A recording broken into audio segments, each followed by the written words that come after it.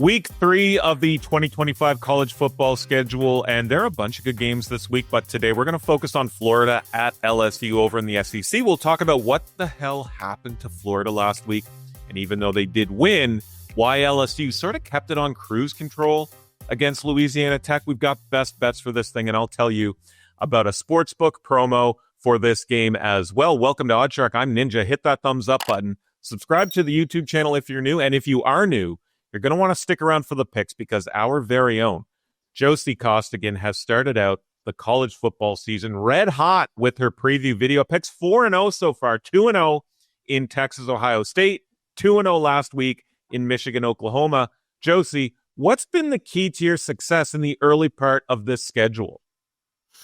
Luck is a part of it, but I'd say the biggest key for me is just like staying calm and reasonable. I think it's really easy to get caught up in the excitement of the new season. You know, we all want to see explosive plays, the high scoring games, our favorite players lighting it up right away. But from a betting standpoint, you kind of have to separate that excitement from like smart decision making. So there's a lot of transitioning happening early in college football, especially this year. A lot of new quarterbacks stepping in, coaching changes, and that realignment's still kind of shaking things up, the usual matchup. So instead of like reacting to the hype, break down each matchup on your own. What's the actual situation with each team?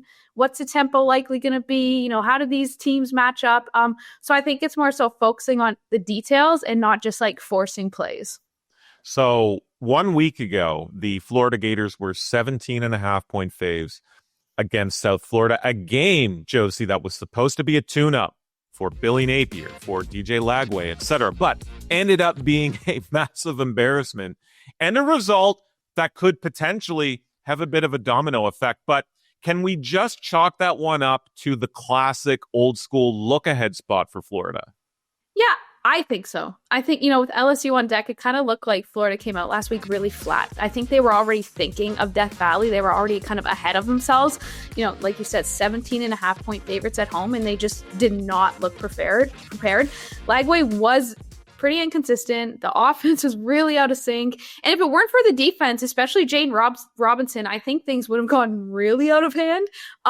But I get it. Like, it's tough to build momentum when you know what you've got coming. And that kind of schedule, I think, can mess with a team mentally, like especially when you have, a somewhat new quarterback still trying to settle in. But honestly, for me, like, it's not just about this one game. Florida's had issues with focus, especially on the road, ever since Napier took over. So it doesn't get easier. Like, in many ways, this is essentially Florida's season because it goes LSU this week, but then it's at Miami, then it's against Texas, and then it's at Texas A&M. This might be maybe putting the cart before the horse, but do you see a world where Billy Napier is in trouble? Yes, I see plenty of worlds where he's in trouble. Again, when you look at what's ahead, 4 straight ranked opponents, 3 of them on the road, and 3 in the top 10 right now, that's freaking brutal. And if they come out 1-3 or worse, then what? Napier, I think, is already under a microscope. Florida is 4-9 on the road under him. They're winless against ranked teams when they're away from home. If that trend continues, it's hard to imagine his job security not, being, at risk, and especially with how competitive the SEC is right now. So I think the Gators program is wanting results.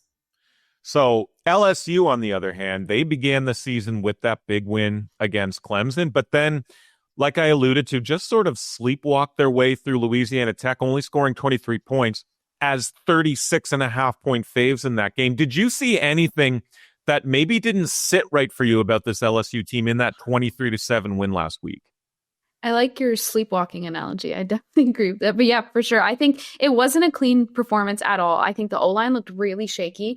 3 sacks, constant pressure. I think Nussmeier had to run for his life more often than you'd like to see against Louisiana Tech. So that's something that you can maybe get away with in these like early non-conference games, but not in these SEC matchups.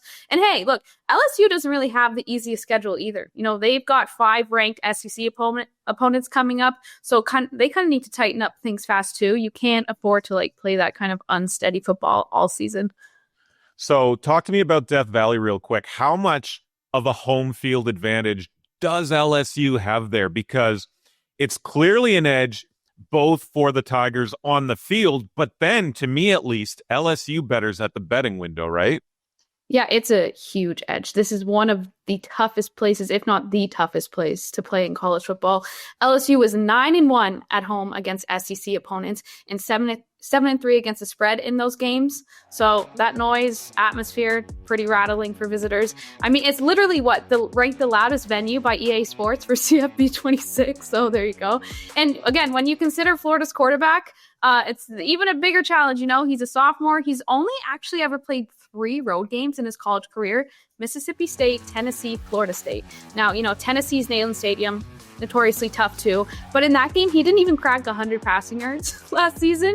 So, even that environment isn't quite on the same level as Death Valley. So I think this is a huge edge. We've kind of seen this narrative a lot with these young quarterbacks coming into these crazy environments. Last week, I was all over Bryce Underwood going into Oklahoma. That turned out to be true. So I think it's a huge edge and a betting thing to consider for sure.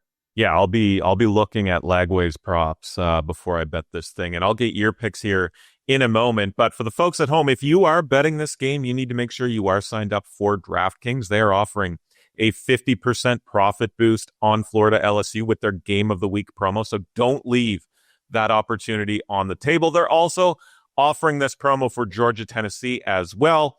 But if you don't have DraftKings, don't worry. I can drop a link down below in the description. So once again, Josie, you've got a pair of picks for this one, a player prop and a full game bet. What are you looking at here for Florida LSU? For the game pick, I grabbed it at under 48.5 points. As we said, Florida looked shaky against South Florida. Offense wasn't clicking. Defense, Robinson with 13 tackles kept them in it. They were heavy favorites. Didn't look ready for a place like Death Valley. LSU's been steady, not explosive.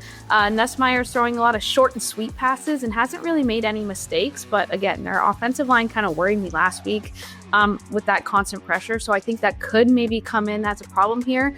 I think both teams have capable defenses and cautious offenses. So I like the under here. One thing to keep in mind, though, I've seen the total jump around to 51 points at some sportsbooks. So definitely shop around before you bet. Do your research. And then for my player prop, I like Nussmeier under 281.5 passing yards. He's been solid and smart through 2 games, okay? He's averaging around 234 yards. He had his first interception last week, so I kind of expect him to play it safe. Look, he's a Heisman favorite right now. He's a top NFL prospect, so I see him like, why do I need to force anything kind of approach. Florida's defense gave him a tough time last year, sacking him 7 times. So I kind of just see him doing what he needs to do, get the win, get the heck out of there, and not, ruin his staff or his reputation.